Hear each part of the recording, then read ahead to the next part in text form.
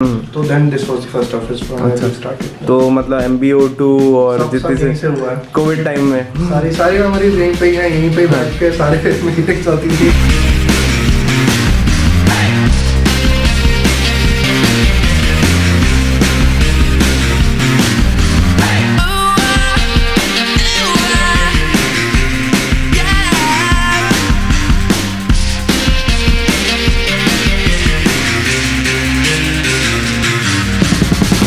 एक्वाफ्रंट infrastructure के जरिए बनारस के खिड़किया घाट पर दुनिया का जो पहला फ्लोटिंग CNG फिलिंग स्टेशन विकसित किया है वो बेहतरीन है।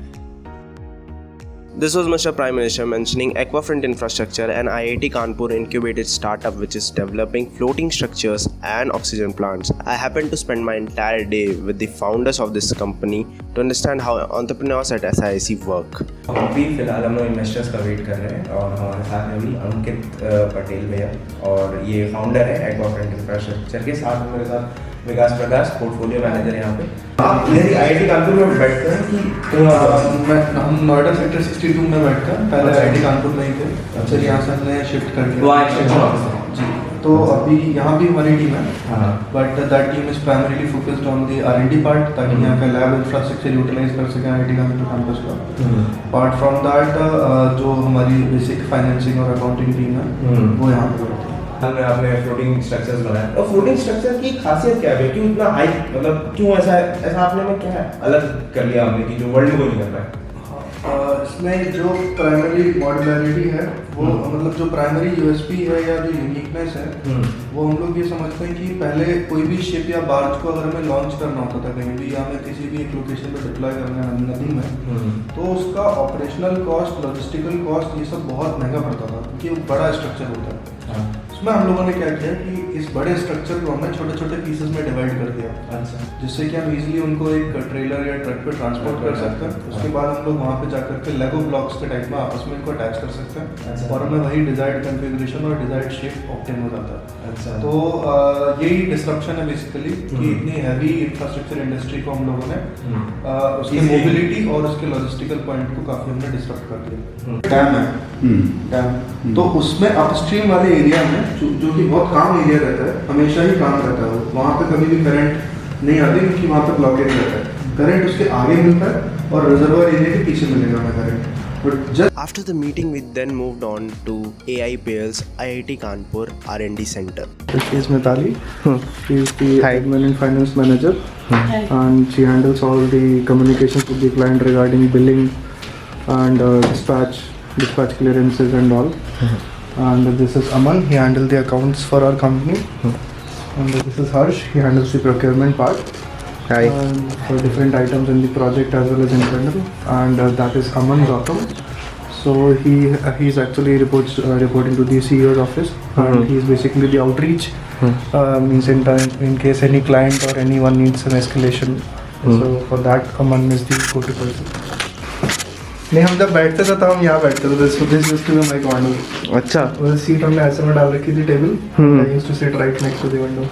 तो मतलब स्टार्ट यहीं से किया था आपने? सब स्टार्टिंग से हुआ है। अच्छा, this was your first office? नहीं, actually the first office was in IIT BHU, the lab, जहाँ पे हम लोग काम करते थे प्रोफेसर के अंडर में। But then when we got incubated here after our graduation got over there, तो then this was the first office from where we started. तो मतलब MBO2 और जितने से हुआ है कोविड टाइम में सारी मेमोरीज यहीं पे ही हैं, यहीं पे ही बैठ के सारे मीटिंग्स होती थी। Like this has been the place. तो अभी हमने देखा AIPL का IIT कानपुर वाला ऑफिस, जो अभी इन्होंने R&D अपना सेंटर बना दिया उसे, और वहाँ पे एम्प्लॉइज से मिले। पूरा हॉस्टल वाला सीन है यहाँ पे IIT कानपुर में। छोटे छोटे अलग अलग स्टार्टअप्स को ऑफिस दे रखे हैं। ब्लॉक ही आप देख सकते हैं यहाँ पे, सिडबी एक्सटेंशन बोलते हैं इस जगह को। We then headed towards Jalon, AIPL's manufacturing plant, picking up the co-founder and CTO Achin on the way.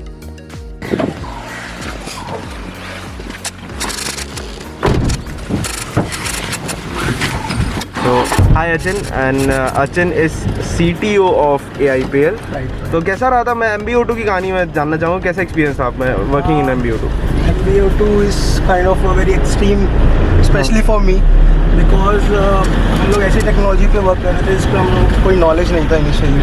तो first challenge was to assemble a team जिनके पास प्रॉपर नॉलेज थी इस चीज़ के. वो अंकित ने किया. But with that basic knowledge to convert a concept into a reality, it was a big challenge for us. And we did that within a span of 60 days. So it was really challenging and demanding for us. Second wave की लहर थी, न्यूज़ेस आ रही थी कि oxygen नहीं है कहीं Right, पे. एंड 50 दिन के अंदर आप लोगों ने ऑक्सीजन प्लांट खड़ा कर दिया. और प्रोजेक्ट्स कितने हो गए हमारे? लाइक अभी करेंटली ऑनगोइंग प्रोजेक्ट्स 4 चल रहे हैं. 4 चल रहे हैं. हाँ. And in totality we are completed more than 25 and your company started in 2018 and we went commercial 2019. 2019 में आप कमर्शियल हो गए, तो 2 साल में आपने 25 प्रोजेक्ट्स कर लिए. In this 2 hours long journey, Achin and Ankit both were busy on their laptops, taking meetings with the team, getting their work update, and also they were getting calls from the clients. So it was very fascinating for me to see them working like that. We reached Jalon around 4 p.m. We had a meeting with bank manager there for the sanctioning of loans. Finally, I reached AIPL's manufacturing plant where I met Krishna, who is head of manufacturing and also AIPL's first investor. I got an opportunity to see AIPL's pontoons which were being manufactured, the floating structures, and also the oxygen plant which was ready to send to Ambala for installation. Yash Patel and he is the first investor of this company. And he is also looking after the production at this moment.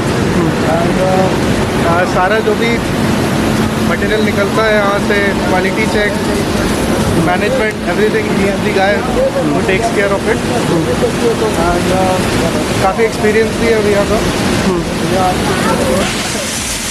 यहाँ पे जो भी सारा calculation होता है, सारा loading unloading, सारा procurement सब हम ही करते हैं. सारा मैनेजमेंट मैं और कितना मिलके सब कुछ यहाँ इनिशिएट करके और आगे फॉरवर्ड करते हैं. जब पहली बार आपने इन्वेस्टमेंट किया था, आपको स्कोप लगा था AIPL में? हाँ, स्कोप लगा था सभी को दिया. 2 कॉलेज के बच्चे इतना ज़्यादा ट्रस्ट कैसे? ट्रस्ट नहीं करेंगे, चांस कोई देते नहीं. ये सब लोग बोलते हैं फ्रेशर है. हमने भी जॉब ढूंढने गए थे ना, तो बोलते लोग फ्रेशर हो जॉब कैसे देंगे. हाँ. फ्रेशर होंगे तभी तो जॉब मिलेगी, काम तभी तो सीखेंगे.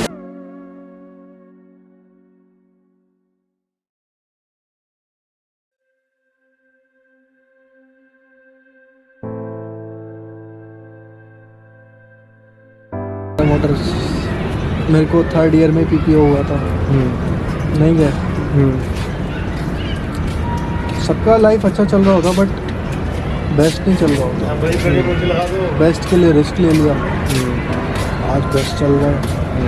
ठीक है, पैकेज भी अच्छा है, रिस्क भी अच्छा है, रिवॉर्ड भी अच्छा है. बट 99% चांसेस थे कि अच्छा नहीं होता. हम लोग डिप्रेस हो गए थे, हमारी फैमिली डिप्रेस हो गई थी. तब क्या होता? वो रिस्क फैक्टर स्टार्टअप का. 99% आप बोल रहे हो, मतलब 1% स्टार्टअप खोलना कूल नहीं है भाई.